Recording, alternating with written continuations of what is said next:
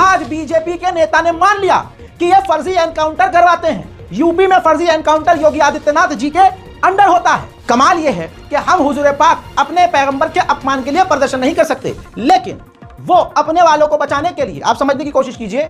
अगर मेरा मानना यह है कि अगर ये ना होता, ये मोहम्मद जुबैर अगर ना होता, तो आज भारत में कई दंगे, सैकड़ों दंगे हो चुके होते कि पहले हिंदू हमको गाली बकेंगे, हिंदू समुदाय के लोग हमारे पैगंबर को गरियाएंगे, हम चुप रहेंगे तो हम डरपोक कहलाएंगे, बोलेंगे विरोध करेंगे तो हमें पत्थरबाज कह देंगे, खुद के ही समुदाय को टोपी पहनाकर हमारी भीड़ में घुसाकर पथराव करवा देंगे और कहेंगे देखो देखो देखो देखो मुसलमानों ने पथराव कर दिया।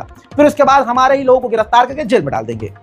ये सिंपल सा प्रोसेस है और ये सर्कल की तरह, चेन की तरह बार बार घूम रहा है। यही हो रहा है कि होगा ये भी कि जो पत्रकार सच बोल रहे होंगे और नरसिंहागंज सरस्वती को दुनिया को दिखाएंगे कि देखो इसने ये गंद बका है, और नरसिंहागंज सरस्वती ने ही वीडियो बनवाया था और कहा था कि वीडियो को प्रसारित कीजिए। अब मैंने तब इसी वीडियो में कहा था कि जब पत्रकार इसके वीडियो को जो शेयर करेगा उसको ही पुलिस गिरफ्तार करेगी। वो भी सही हो गया। कैसे? मोहम्मद जुबैर, जी हाँ, ऑल्ट न्यूज के संपादक, एक ऐसा इंसान जो लगातार, अगर मेरा मानना यह है कि अगर ये ना होता, ये मोहम्मद जुबैर अगर ना होता, तो आज भारत में कई दंगे, सैकड़ों दंगे हो चुके होते। ये अकेला व्यक्ति दर्जनों फेक न्यूज एक दिन में ही भ्रष्ट करता है। अंधभक्तों के और फ्रिंज एलिमेंट्स के लगातार खतरनाक इरादों को बेकार करता है, जिससे सबसे ज्यादा तकलीफ बीजेपी को होती है, मोदी जी को होती है, अमित शाह जी को होती है, पुलिस को होती है। जबकि इन्हें खुश होना चाहिए कि फेक न्यूज बंदा पकड़ लेता है। लेकिन दोस्तों हुआ क्या? नरसिंहागंज सरस्वती ने गंद बका, उसी ने कहा कि इस वीडियो को प्रसारित कीजिए। आलोचना जब लोगों की होने लगी तो मोहम्मद जुबैर ने कुछ नहीं किया, सिर्फ वीडियो को शेयर कर दिया। अब जहां पूरा देश और देश के मुसलमान गाजियाबाद पुलिस यानी उत्तर प्रदेश पुलिस से ये मांग कर रहे थे कि नरसिंहागंज सरस्वती को गिरफ्तार किया जाए और उनके खिलाफ एफआईआर की जाए और गिरफ्तारी हो, ऐसे में पुलिस उनको तो कुछ नहीं करती है, डिटेन की खबर आती है कि डिटेन किया है, लेकिन इसी बीच मोहम्मद जुबैर पर भी एफआईआर की जाती है।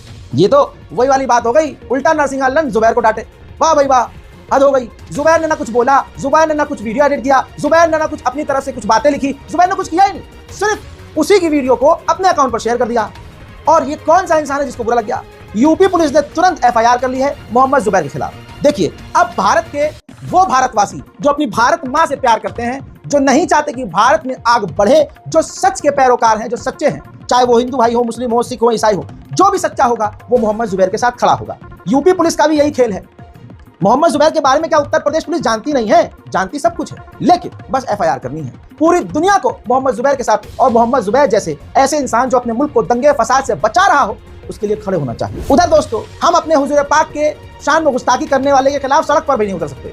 और वो लोग, वो क्रिंज, वो घटिया, वो जलील, वो देश को टुकड़ों में बांटने वाले पूरी तरह से उनके साथ हैं। कमाल ये है कि हम हुजूर पाक अपने पैगंबर के अपमान के लिए प्रदर्शन नहीं कर सकते, लेकिन वो अपने वालों को बचाने के लिए, आप समझने की कोशिश कीजिए, वो बंदा जो माननीय योगी आदित्यनाथ को नरसिंहागंज सरस्वती तू तू तू तू तू करके बात करता है।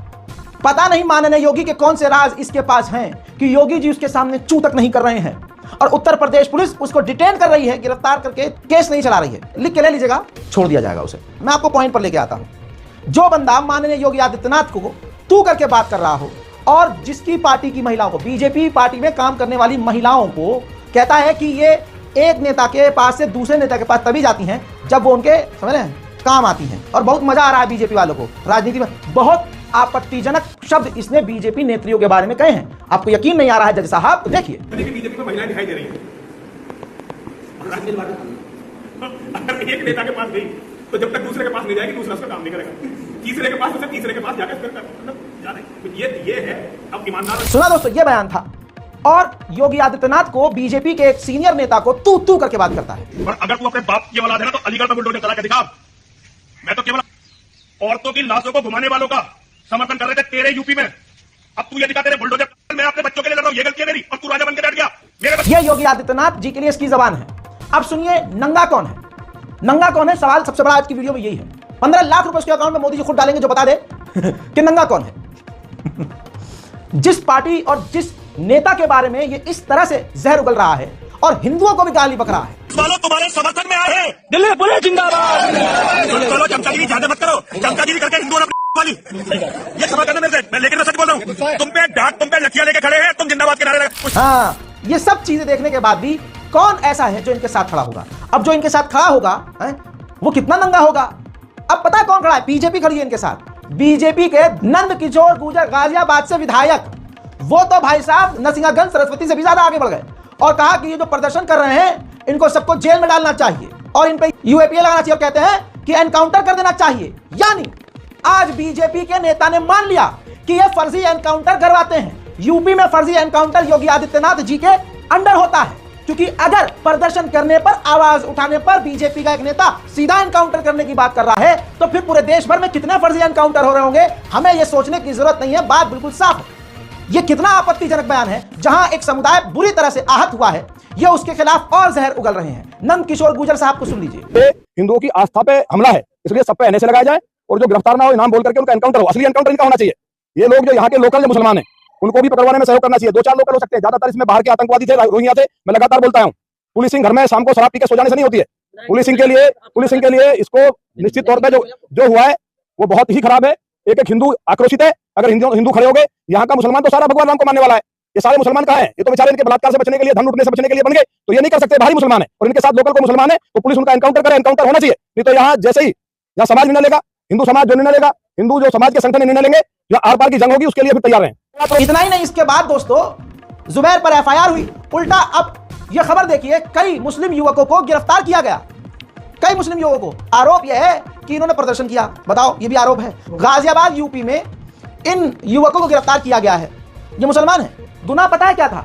यह अपने हुजूर पाक सल्लल्लाहु अलैहि वसल्लम के खिलाफ जहर और घटिया जबान सहन नहीं कर पाए।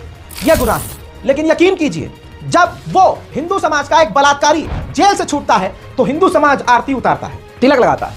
इतना ही नहीं, वो एक्यूज नहीं, वो प्रॉपर बलात्कारी साबित हो चुका कोर्ट के अंदर और उम्र कैद उनको मिली। बिल्किस बानो के बलात्कारी और उनके बच्चों के कातिल मोदी जी उनको जेल से छुड़वाते हैं और जो साबित है कि उन्होंने बलात्कार किया, उसके बावजूद हद यह है कि हिंदू समाज की महिलाएं उन बलात्कारियों का आरती उतारती हैं।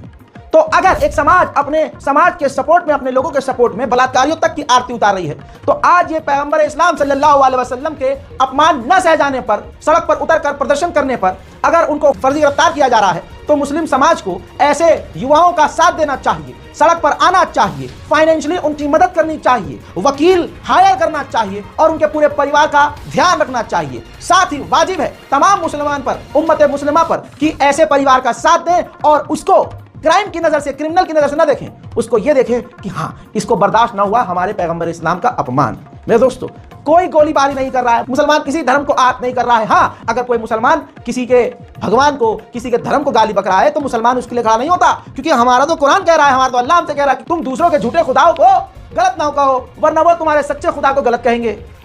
तो इसलिए यहां पर रोक कर मुसलमानों से यह भी अपील करूंगा कि हमें क्रोधित नहीं होना है, हमें अपने गुस्से को समेटना है और उसको कानूनी रूप से आगे लेकर बढ़ना है, समझदार बनना है। देखिए, एक जाहिल की लड़ाई क्या होती है और एक पढ़े लिखे की लड़ाई कलम से होती है। हमें अपना दिमाग का इस्तेमाल करना है।